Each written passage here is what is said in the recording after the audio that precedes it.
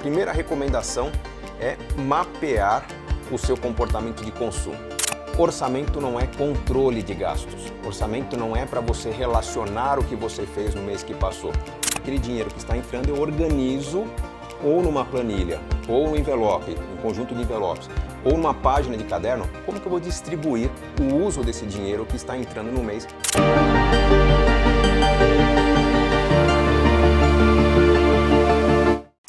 Olá, eu sou o Gustavo Cerbasi e hoje estou aqui para falar não de uma ideia, não de um conceito de inteligência financeira, mas para falar de uma ferramenta que todo mundo deveria utilizar, praticar para começar a organizar suas contas. Normalmente, quem tem a vida financeira desorganizada, que não consegue pôr as contas em ordem, que não consegue fazer uma poupança, um investimento, não consegue realizar planos, a primeira recomendação é mapear o seu comportamento de consumo. Como é que se faz para mapear? É fundamental que você escreva, coloque por escrito o seu comportamento de consumo, descreva suas escolhas feitas ao longo de um mês, para que você possa chegar no final desse mês e estudar, entender o que você fez. O nome que se dá a isso é orçamento. E o orçamento você encontra em aplicativos, você encontra em softwares de controle financeiro, encontra em planilhas, como essa aqui que eu tenho, meu computador, uma planilha de orçamento doméstico, em que você pode, numa planilha, listar seus gastos com habitação, seus gastos com educação, com transporte, com saúde. Para muitas pessoas, a simples ferramenta de um orçamento doméstico em planilha já é uma ferramenta complicada, uma ferramenta que, puxa, ou porque a pessoa não tem o hábito de trabalhar no computador, ou porque não tem o hábito de trabalhar com planilhas, ou porque simplesmente não tem o tempo para parar e organizar aquilo. Para essas pessoas, a resistência a começar a trabalhar no orçamento doméstico faz com que vá ficando sempre para frente a oportunidade de mudança. Ponto fundamental. Orçamento não é controle de gastos. Orçamento não é para você relacionar o que você fez no mês que passou. Esse hábito de relacionar o que você fez, ou como que você gastou, serve para você projetar aquilo que vem pela frente. Essa que é a função do orçamento. Você, com base no comportamento que você teve de gastos com telefone, com transporte, com viagens, você vai estudar aquilo que fez no último mês, nos últimos meses e projetar o mês seguinte. Então, se você começa um mês agora, você tem que ter uma noção se o dinheiro que está entrando agora, para entrar ao longo do mês, com o seu trabalho, com os extras que você ganha, será suficiente para fechar as contas no fim desse mês. Mesmo esse simples exercício já é difícil para muitas pessoas. Então, como simplificar esse exercício? Está aqui um exemplo da origem do orçamento. Pessoas que trabalham com recebimento em dinheiro, trabalhadores da construção civil, às vezes quem trabalha no serviço doméstico, costuma receber o dinheiro vivo como pagamento do seu trabalho. E é hábito de algumas dessas pessoas organizar o seu pagamento em envelopes, como esses daqui: farmácia, telefone, mercado, contas em geral, transporte, aluguel. O que você está fazendo aqui nesse processo de separar o dinheiro ganho em envelopes? É exatamente o que se faz no orçamento. Aquele dinheiro que está entrando eu organizo ou numa planilha, ou no envelope, um conjunto de envelopes, ou numa página de caderno, como que eu vou distribuir o uso desse dinheiro que está entrando no mês para avaliar no final dessa continha se sobra ou não, se falta, se vai dar certo.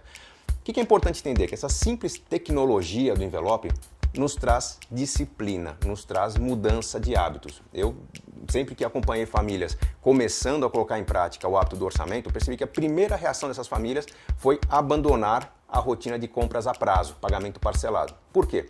A pessoa ia listar os seus gastos no orçamento, colocava na relação de gastos da planilha, via que tinha muitos pagamentos acontecendo como consequência de escolhas de 2, 3, 4 meses atrás, e isso por si só já gerava um incômodo. Se você não tem esse mapa, você não reage.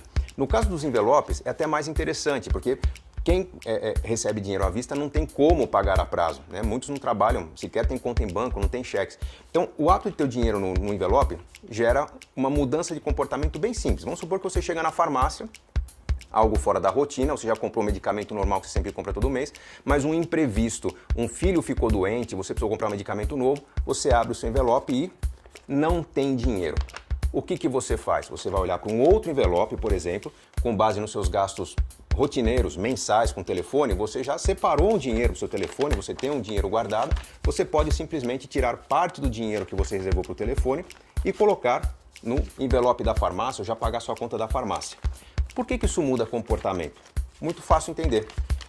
Quando você olha um envelope que está se esvaziando ao longo de um comportamento mensal, você vai toda semana ou ao mercado, ou à padaria, ou à feira, e você vê o envelope ficando vazio, É natural, nosso cérebro reage. Você começa a mudar o comportamento diante da escassez. Você começa a se organizar para gastar menos. Então começa a aumentar a disciplina para aquele item de gastos. Quando você vê um envelope que está ficando com pouco dinheiro, o seu cérebro reage à escassez. Você recebe um sinal de alerta e começa a mudar seu comportamento, aquele gasto recorrente que você tem indo toda semana à farmácia, ao mercado, à padaria, vai adotar um comportamento de consumo mais restrito, mais restritivo, porque dinheiro está secando. É um comportamento diferente quando você vê a carteira cheia, o envelope cheio, você tende a gastar mais.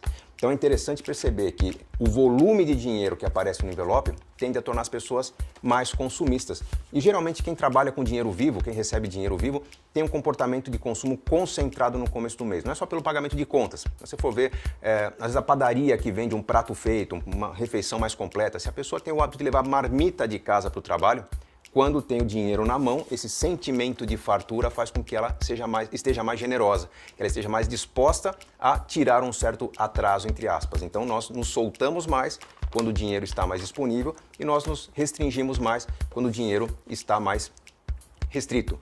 Então a questão importante se entendida aqui é que quando você tem uma organização no sentido de separar suas contas, de manusear os seus recursos, existe também a flexibilidade para passar recursos ou de um envelope para o outro, ou no caso do orçamento, aconteceu um imprevisto, você tira a verba prevista para uma conta e passa para outra conta.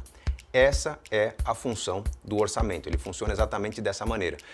Você tem um plano, um caminho a ser percorrido ao longo do mês, você tem uma projeção de gastos. Para quem usa planilha, um jeito fácil de fazer isso, eu coloco numa cor de fonte, eu coloco em vermelho os valores que vão acontecer, eu coloco em preto os que já aconteceram, por exemplo.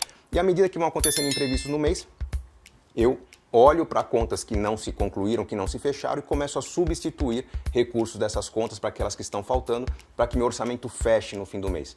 Com isso, se você tem grandes projetos sendo construídos com a ajuda de envelopes, com a ajuda do orçamento, você vai manter a disciplina daquilo que é realmente importante para você e aumentar a flexibilidade naqueles itens que não são tão importantes, ou que podem ser mudados. Um envelope do lazer pode ser cancelado, um envelope do mercado pode exigir mais criatividade naquele mês, e é essa inteligência que faz com que o seu dinheiro funcione melhor, sem que você leve sustos, ou quando leva sustos, para que você tenha flexibilidade para lidar com eles com maior tranquilidade.